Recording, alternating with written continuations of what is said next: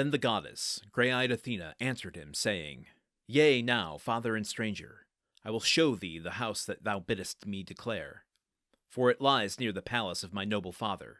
Behold, be silent as thou goest, and I will lead the way. And look on no man, nor question any. For these men do not gladly suffer strangers, nor lovingly entreat whoso cometh from a strange land.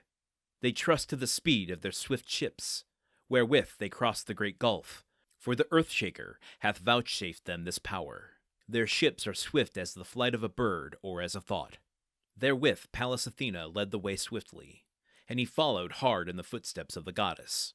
It came to pass that the Phaeacians, mariners renowned, marked him not as he went down the city through their midst, for the fair trust Athena suffered it not, that awful goddess, who shed a wondrous mist about him, for the favor that she bare him in her heart. And Odysseus marveled at the havens and the gallant ships, yea, and the places of assembly of the heroes, and the long high walls crowned with palisades, a marvel to behold. But when they had now come to the famous palace of the king, the goddess, grey-eyed Athena, spake first and said, Lo here, father and stranger, is the house that thou wouldest have me show thee. And thou shalt find kings at the feast, the fosterlings of Zeus. Enter then, and fear not in thine heart, for the dauntless man is best in every adventure, even though he come from a strange land. Thou shalt find the queen first in the halls.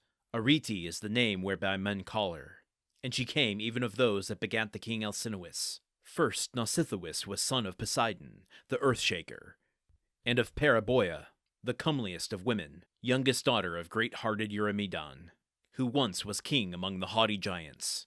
Howbeit he destroyed his infatuate people, and was himself destroyed. But Poseidon lay with Paraboea and begat a son, proud Nausithous, who sometime was prince among the Phaeacians. And Nausithous begat Rhexenor and Alcinous. While Rhexenor had as yet no son, Apollo of the silver bow smote him, a groom new wed, leaving in his halls only one child, Arete. And Alcinous took her to wife, and honored her as no other woman in the world is honored. Of all that nowadays keep house under the hand of their lords. Thus she hath, and hath ever had, all worship heartily from her dear children, and from her lord Alcinous, and from all the folk, who look on her as on a goddess, and greet her with reverent speech, when she goes about the town. Yea, for she too hath no lack of understanding. To whomso she knows favor, even if they be men, she ends their feuds. But if her heart be kindly disposed to thee, then is there good hope that thou mayest see thy friends, and come to thy high-roofed home and thine own country. Is Athena acting like a tour guide here? I couldn't help but just see her leading Odysseus through the town, with a little smock on and a name tag, and they arrive at the gates of the palace, and she's giving him a little rundown of the history and all the family trees. And I haven't been to Buckingham Palace, but I can imagine some tour guide, behind these gates, the king and his family now situate with 800 different servants and the entire military guard. I don't know what the actual terms are. I'm just demonstrating a point here. That's what I'm seeing Athena doing with Odysseus right now.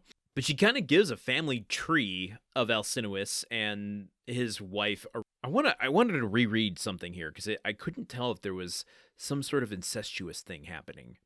While Rhexenor had as yet no son, because Apollo smote him, he basically only left one child, Arete. And Rhexenor is the brother of Alcinous. Nausithous begat Rhexenor and Alcinous. Rhexenor, ... had only one child, and Alcinous took her to wife. So, Alcinous is marrying his own niece, right? I think I'm getting that correct. Well, whatever. I mean, 2026...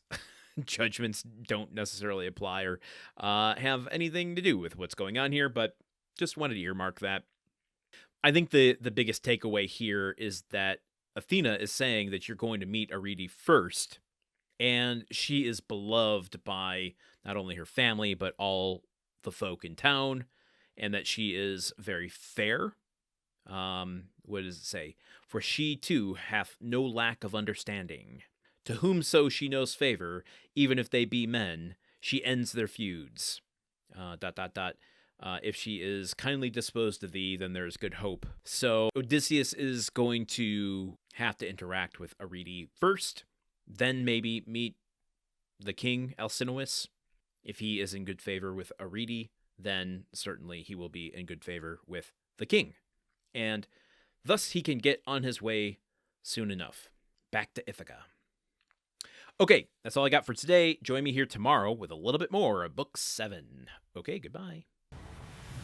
Odyssey is part of the Gruntwork Podcast Network.